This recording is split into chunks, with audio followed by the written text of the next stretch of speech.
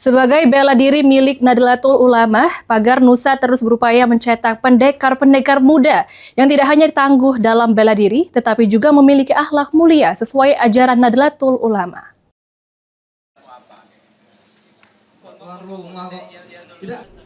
Sebanyak 52 santri mengikuti ujian kenaikan tingkat Pagar Nusa yang digelar di Pondok Pesantren SMB Palembang. Kegiatan ini menjadi bagian dari proses pembinaan untuk melahirkan pendekar muda yang memiliki kemampuan bela diri sekaligus berkarakter Islami. Selain menguasai teknik pencaksilat, para peserta juga dibekali nilai-nilai kedisiplinan, tanggung jawab serta akhlakul karimah yang menjadi ciri khas pembinaan Pagar Nusa sebagai organisasi bela diri di bawah Nahdlatul Ulama. Hingga saat ini, Pondok Pesantren SMB telah mencetak hampir 750 pendekar Pagar Nusa. Dengan berbagai prestasi pun berhasil diraih para santri, mulai dari tingkat kota, provinsi, hingga nasional.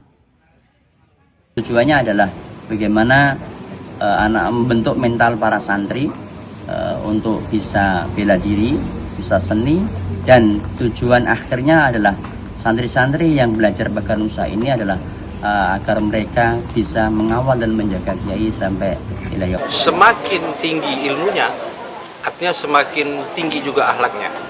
Karena ukuran daripada keilmuan anak-anak ini diukur juga dengan akhlakul karimah. Tim Liputan, PAL TV.